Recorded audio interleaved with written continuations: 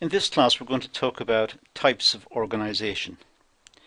Specifically we're going to talk about flat and tall organisations and look at the advantages and disadvantages of each and where each one is most appropriate. So first of all let's consider organisation structures. Now there are many definitions of organisation structures and I think we just need to have a look at a couple of these. You don't have to write all of this down immediately. You can always stop the video and copy it down. But this is quite a famous one by Robert Duncan. Simply says organisation structure is more than boxes on a chart. It is a pattern of interactions and coordination that links the technology, tasks and human components of the organisation to ensure that the organisation accomplishes its purpose. One of the things you probably notice about many definitions in business and management is that the definitions are very long, very cumbersome. But what he's saying here is that it's not just a picture of the organisation.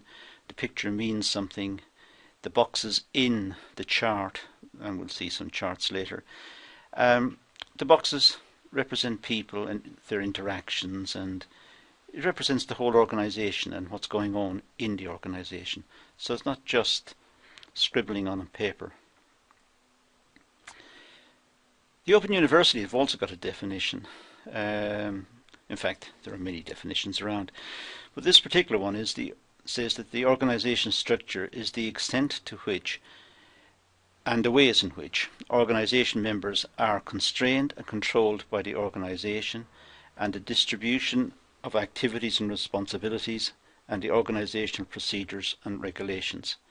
It's really just a list of all of the processes and activities that are going on within the organisation. The various definitions reflect the type of organisation and its purpose. Large corporations differ from small local businesses. It's pretty obvious that's the case. A small business will not have a very sophisticated organisational chart. It may be just one small room in which some processes are being carried out. So it's reasonable to expect a large number of definitions, some relating to big companies, some relating to small companies, and some even looking at different types of work or activity within the organisations. A lot seems to go back to this particular book by Huczynski and Buchanan, 2001. But what they're saying is that the organisation structure signals the expected behaviour of the members. It allocates people into particular processes, into particular departments, into particular roles, and those roles are signalled up or flagged up within the organisational chart. So everybody knows where they stand within the organisation. Now the elements of the structure, the elements of the structure concerned how work is allocated within the organisation and how resources are coordinated efficiently. So the purpose of the organisational chart is to give a picture of how the work is allocated and how resources are allocated within the business. It involves the allocation of tasks and responsibilities within the organisation so everyone knows what their function is. It shows the clear specification of jobs and roles. It minimises ambiguity. People know their boundaries. They know they are responsible for certain functions or tasks. And it's there, it's clear, it's in the organisational chart. It sets out a framework. It designates the most efficient hierarchical structure. It looks at the structure and sees if resources or if responsibilities can be moved around and perhaps get a more efficient way of doing things. And as I said earlier, it looks at the responsibility boundaries for each manager, so the manager knows what he or she is responsible for. The outcomes of all of this are that there's clarity. There's clarity within the organisation. People know where they stand. There are clear job descriptions, or at least there should be. And there's an efficient bureaucracy and administration structure. Again, there should be, because the boundaries have to be policed. People have to know what their responsibilities are, and they have to know that they are committed to their particular part of the business, and their commitment to that is to ensure that the throughput, the function of that particular department or that particular aspect of the business is carried out efficiently. And of course, it also gives us company rules and policies. If people within the organisation are not sticking to their allocated places, then I guess there would have to be some sort of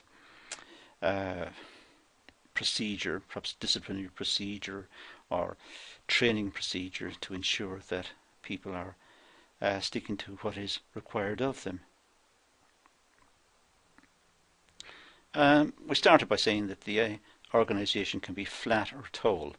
Well, this is quite straightforward. That's a fairly flat structure. There's somebody at the top, there are some managers, and then the workforce are underneath. So, fairly flat organisation. Whereas this one over here is a tall organisation. There are many layers to it. There are people at the top, then there's a senior management and a middle management, and then the workers. So it's taller. Now, first of all, let's look at the flat organisation. The flat organisation has a small hierarchy. It means a small number of levels of authority in the organisation. That's a flat organisation. There are very few levels of authority. There's just, here are the workers, and there's one layer of management, and then there's the senior management. So there are a few levels of authority within the organisation. So communication, therefore, is very efficient. You can speak to the boss very easily, and you can speak perhaps to the big boss very easily as well. 9 times out of 10 in this sort of organisation, the bosses, the managers, the people who ultimately are responsible, they are involved on the shop floor more or less the same as everyone else. Everyone works together, just they have extra responsibility.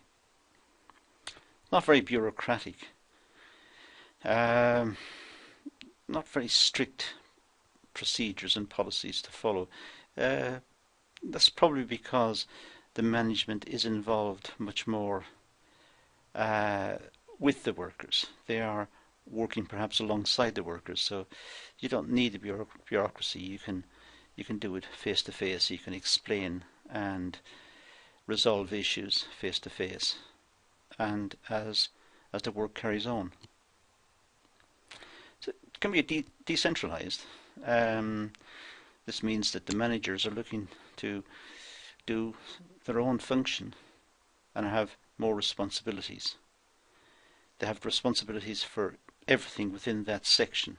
Perhaps it's they're making something and they need to be responsible for the machinery and the raw materials and ordering the raw materials and the work in progress and training the workers and so on and so on.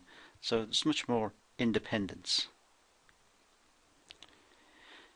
It may have an informal structure that allows networks to develop. Often people working in small organisations become loyal to the small organisation and loyal to each other, and they see themselves as part of a team. And also, when they're working together like this, they're working in the common interest of the business. So they may be more innovative. They might have more incentive to come up with good ideas if they can, and suggest them and work hard to implement a good idea. Perhaps they've got more loyalty to the business. There are disadvantages of the flat organisation, as you would expect.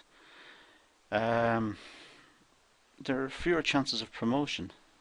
You can't be promoted because there are fewer layers of management. There's perhaps just one layer of management, senior management I should say, and the immediate management layer just above the workforce. So there's nowhere to be promoted to, which can affect morale. And the individual managers have a wide responsibility. They must look after many aspects of the business, from personnel, training, welfare, health and safety, production, ordering materials, perhaps even dealing with the customers. So, very wide remit. We say that the managers have a large span of control. In other words, a large number of employees to report to a manager. And that makes the manager's life more difficult. There's a lot more going on, and the manager has much more responsibility. Now let's turn to the total organisation. Here there are fewer employees to report to each manager, and therefore the span of control of the manager is less. The manager is perhaps more specialised, more focused. Doesn't have to do all of the things that we talked about in the flat organisation. The managers there had to do many things, many aspects of work. Here, the managers may have specialists dealing with personnel, or specialists dealing with training, or specialists dealing with health and safety issues, and so on. So they have a tighter focus just to do a particular function, perhaps to produce something. It has a large number of levels, many hierarchies. Centralized control. Managers at the top of the hierarchy are most powerful. The managers at the top can send instructions down the hierarchy to have work organized in a certain way, or to have priorities given to certain functions, and so on. So, much more centralized. However, there are more opportunities for promotion because there are more layers of management. The workers at the very bottom can aspire to promotion. If they're good and if they try hard, etc., they could move up the ranks. It's a formal organisation. Work and project groups designed by senior management with a view to maximising efficiency. Now, the disadvantages of the total organisation. Well, generally total organisations tend to be bureaucratic, with strict rules, procedures and reporting channels. There's many more rules in this case, much more bureaucratic. There are set procedures for many aspects of work, whereas with the flat organisation, the manager could almost informally deal with issues as they came up. Here there are perhaps forms and procedures and meetings and interviews and so on required to ensure that this organisation, the tall organisation, sustains itself. Communication is much more complex and inefficient. Large number of hierarchies, many divisions. So getting messages around the organisation can be complex. Now we also have, of course, small businesses and large businesses. Well, the small businesses tend to have a flat organisational structure, as you would expect, and they're small, so there's no point in having layers of bureaucratic managerial control. Besides which, the small business could not afford perhaps specialists to do everything. Specialists in marketing, specialists in HR, specialists in engineering, specialists. Perhaps they can't afford it. So they're looking for much more general skills, much more generic skills. One person can do many functions. The small business tend to be flexible, quite informal. They're doing their best. They are turning their hand to perhaps many different tasks. Doesn't mean that they're most efficient at doing it, but there's no choice. They're the only people around. And because they are perhaps less bureaucratic, they are able to flex more easily with the changing market situation or the changing environmental conditions it finds itself. So large businesses tend to be more bureaucratic. Large businesses might find it difficult to easily change course, or a small business can change course. Now the larger businesses, well, flat organisations are inefficient in the case of large organisations. So it would be inconceivable having a very large organisation with lots and lots of managers responsible for lots and lots of processes. It is far more efficient to have some specialists who apply their skills right across the organisation. So HR department who have specialist forms, specialist knowledge of the law, specialist knowledge of market conditions, they're able to get things done more efficiently. So it would be inefficient to have managers trying to do everything in a large organisation. So structures become tall because of this. It's an automatic response. It's a natural response. Large businesses are tall businesses. And tall structures have more divisions, more departments, and more rules. And all this emerges from the efficiency requirement of a large business. Large businesses need to be efficient, so they have specialists, specialist departments, specialist workers, they have more rules, they have forms, they have formal procedures. That is because they are tall businesses, they are large businesses, and they need to develop these procedures. Okay, so that seems to be an overview of tall and flat businesses as applied to small and large businesses. We looked at the advantages and disadvantages of each.